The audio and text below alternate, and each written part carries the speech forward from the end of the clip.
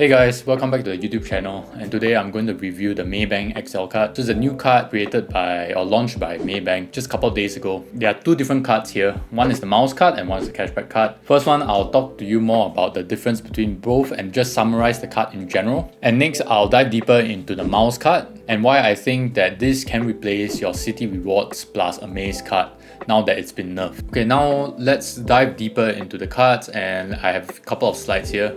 So yeah, this is how the XL card is going to look like. So of course, the usual disclaimers, it's not financial advice, I'm just reviewing these cards in general. So here's a quick summary table of the cashback card and the rewards card for the Maybank XL. So the Maybank XL cashback card gives you 5% cashback with a minimum spend of $500, and the Maybank XL rewards card gives you 4 miles per dollar for $500 minimum spend. So for the cashback card, I think it's very comparable to a lot of other cashback cards where it needs a minimum spend. But for a lot of other miles cards that are available in Singapore, actually a lot of them don't have a minimum spend, so this is an unusual requirement for the $500 minimum spend. And the max rewards you can get for each card, for the cashback card is $80 a month, and for the miles card, you get maximum 4,000 miles a month, so that equates to $1,000 maximum spend here. So as you can see, there's a little bit of a difference here. For the cashback card, the maximum spend a month is 1.6k, but for the miles card, it's only $1,000. And the categories are the same, so it's dining, shopping, travel, and play, plus any foreign currency spend. Of course, if you do spend any foreign currency, so there's a 3.25% fee on top of your cards. So even though it says that you get back 5% cashback, but you need to take into account this 3.25% fee here. Same with the miles card, you do get all these categories, even the foreign currency spend, but you still need to account for 3.25% fee, which is comparable to a lot of other credit cards as well. The annual income requirement is $30,000 for each, but here's the interesting bit: only people aged 21 to 39 years old can apply for this card. So if you're 40 years old and above, you can't actually apply for this card. So it's only catered toward younger adults, I guess. So for the available categories, you can see here, it's dine, shop, travel, play, and of course foreign currency spend. So for the dining, it covers mostly everything here, caterers, restaurant dining, fast food and eateries, bakeries, and food deliveries. So, it covers almost all the dining options here. And for shop, apparels, department stores, sporting goods, paid TV, cable, radio, etc. Right? So it covers quite a bit of the shops here. And for travel, it covers anything for airlines, lodging, travel agencies, hotels. So it covers almost everything. Travel agencies includes everything from Expedia, Trip.com, Agoda, Airbnb, I believe is counted in here. So it's almost everything you need for travel. The play, bars, drinking places, cable TV, etc., cinemas. So it covers all those. Sometimes for restaurants, it's actually not tagged under a restaurant and dining MCC. So since the play section covers bars and drink places, it's pretty safe to use this in a restaurant or use this card in a restaurant. Just because sometimes, even though the restaurant looks like a restaurant, the MCC doesn't tag themselves as a restaurant and tags themselves as a bar or drinking place. So with this play category covering both, I think it's pretty safe to use this card in all the eating out places, restaurant places that you use. And for the last section is the foreign currency spend. Of course, it refers to transactions used overseas or online in foreign currency. So it covers almost everything. So even if you use this card in, for example, like WeChat in China, because it's online foreign currency spend, it should count as well. But also to note here, for the foreign currency spend, there's that 3.25% fee that you need to pay. But that's standard throughout every single, I would say, credit card that you might use overseas. If you want to save on that spend, you could use maybe U-Trip or a Trust card, because, for example, if you use the 5% cashback, there is still 1.75% effective cashback rate if you use this card overseas. So I think it's worth it to use it, because even if you use a Trust card, it gives you 1% cashback. So in this section, I'm going to talk more about the comparable cards for the Maybank XL cashback card. I think the most comparable, there are a lot of comparable cashback cards, but I put these 4 cards here. So first one, of course, is the Maybank Family and Friends card. Secondly is the HSBC Live Plus card. Thirdly is the CitiBank SMRT card, and lastly is the DBS Live Fresh card. So I'm going to talk a little bit more about the pros and cons and a little bit of the differences between the cards.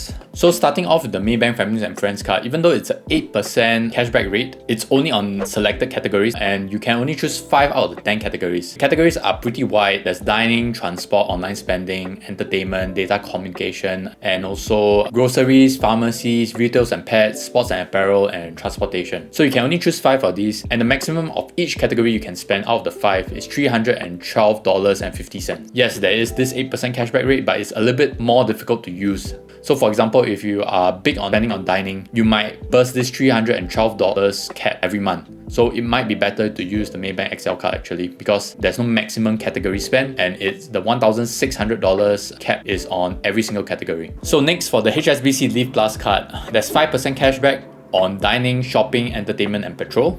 However, if you are new to this card and you just sign up, there's actually an additional 3% cashback on the first 2 quarters. So basically the first 6 months, there's additional 3% cashback, which brings the total to 8%. So the next card here is the Citi SMRT card. The Citi SMRT card is quite interesting here. It's 5% on any online spending, but the cap here is $12,000 a year. So it's a yearly cap here with a minimum monthly spend of $500. So this card will actually be good for those who have a lot of spending that's needed in one single month, and you can do it online. For example, if you need to buy furniture for a new house renovation, you buy fridges from maybe Best Denki, Harvey Norman online, or Courts online, right?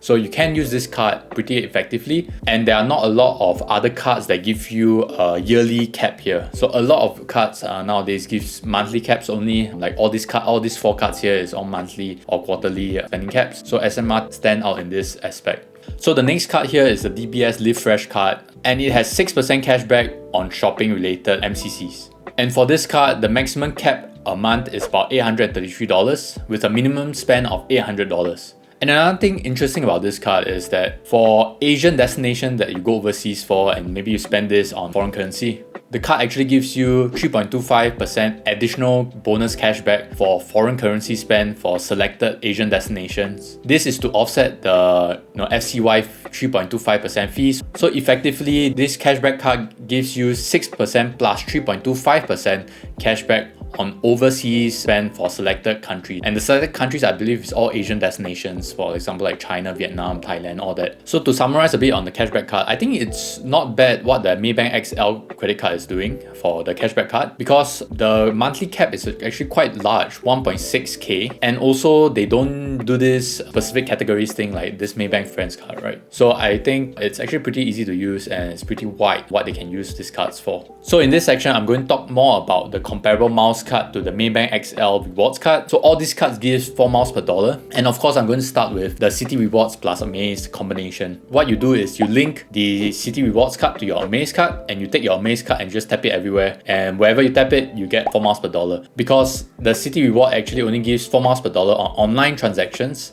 but when you link the Citi Rewards card to the Amaze card and you use the Amaze card to tap and pay, you get 4 miles per dollar, because every single place you spend the Amaze card at, it gets converted into an online transaction for the Citi Rewards card. So you get 4 miles per dollar. However, recently it's been nerfed a lot.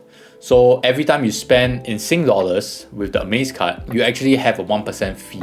That 1% fee actually makes the card not as attractive as the other options over here if you are using the Citi Rewards plus the Amaze card. If you are using Citi Rewards by itself for the online transactions, then no difference. It's a 4 miles per dollar card and it's great to use. However, with the additional 1% fee charged by Amaze, I'm no longer using this combination in Singapore anymore. Of course, if you use it overseas, the Amaze don't charge that 1% fee, and you feel free to use it as well. So the next card here is the UOB PPV or Preferred Platinum Visa card. This card gives you 4 miles per dollar as well for a cap of $1,100 a month. This is a pretty solid card. You can use this on any mobile contactless payment and it gives you the 4 miles per dollar. And also for online shopping, it gives you that 4 miles per dollar as well. So the next card on the list is the HSBC Revolution card. Previously, last year, it was nerfed to the ground and I don't use this card anymore. But recently, it just got buffed again and it gives you 4 miles per dollar on all contactless payments now. And it raised its cap from $1,000 to $1,500 from July 2025 to October 2025. So this is a pretty solid card. It gives you 4 miles per dollar on all contactless payment, and it also gives you 4 miles per dollar on travel related spends. So this is quite comparable to the Maybank XL card. Okay, next is the UOB Ladies card, talking more about the Solitaire card. So the Solitaire card got nerfed a little bit. So previously, there was a $2,000 cap, 4 miles per dollar. However, recently it just got announced that it was going to be nerfed to $1,500 cap on selected categories. So for the UOB Solitaire card, you can choose 2 categories, and the categories are quite wide. So it's beauty and wellness, dining, entertainment, family, fashion, transport, and travel. So I know a lot of people choose the dining and travel option, But do note that you can actually change your categories every quarter. So now I'm going to talk more about the transfer partners the Maybank XL card has. And there are 4 different partners that you can use this from. But from my usage, I don't think I will ever use AirAsia or Malaysia Airlines with miles. So you can scratch that. I'm going to focus more about, of course, the Singapore Airlines and Cathay Pacific. For Singapore Airlines, it's standard 25,000 to 10,000 ratio, that's 4 miles per dollar. And for Cathay as well, it's 12,500 points for 5,000 miles, that's also 4 miles per dollar. For Cathay Pacific, of course, as you can see, it's half the amount required. So even if you want to transfer a bit of smaller blocks, you can do that. So what does this translate to? Basically, for Singapore Airlines, if you want to transfer your Maybank XL reward card miles to Singapore Airlines, basically you need to spend about $2,500 on the card before you can transfer the miles. And for Cathay Pacific, it's half of that, so that's $1,250.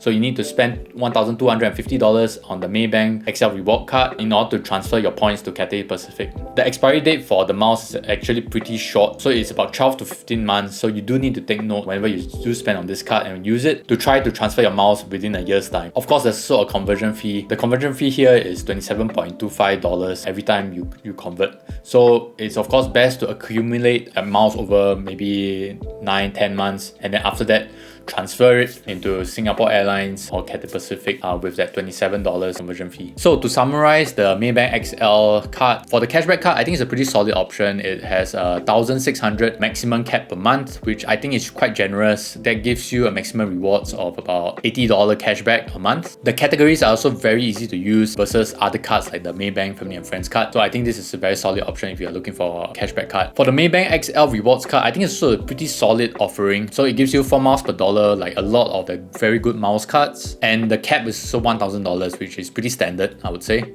There's dining, shopping and travel, which I think it's pretty solid. Additionally, there's also foreign currency, so if you use this card overseas, you get the 4 miles per dollar as well. It also gives 4 miles per dollar for foreign currency spend, which I think is pretty solid. So if you're still using the Citi Rewards plus Amaze card, I think this is a very solid alternative that you can use. So for the Maybank XL Rewards card, I think it's a pretty solid option as well. It gives you the 4 miles per dollar like a lot of the other good miles cards out there. There's $1,000 cap per month, which I would say is average. And for the Maybank XL Rewards card, I think it's also a pretty solid offering. It gives you 4 miles per dollar, which a lot of other solid miles card gives you. However, there's this quirk of the $500 minimum spend per month to get this 4 miles per dollar. It gives you very good categories, so dining, shopping, travel related expenses, and of course foreign currency expenses. I think that's pretty solid. But I think the biggest drawback for this card, of course, is the age requirement. Actually, for both cards, you need to be between 21 to 39 to get this card. So if you're not within that age band, sorry, you are out of luck, you can't apply for this card. And for the young adults here, if you are between 21 to 39 years old, I think it's a pretty solid card if you want a mouse card to use. Additionally, if you're looking to sign up for the card, there's an ongoing promotion that Maybank has. So the first 2,000 customers that sign up for either of the cards, you get a $60 cashback. And secondly, if you do sign up, you get free overseas insurance provided by Etika once you sign up. So thanks for watching the video and my comparison and review of the Maybank XL cards. And if you got any questions, let me know in the comment section below. Please, of course, also like and subscribe to my YouTube channel. And please do let me know what questions you have on the card itself, or if you got any ideas for videos that you want to watch, please let me know in the comment section below. Thank you.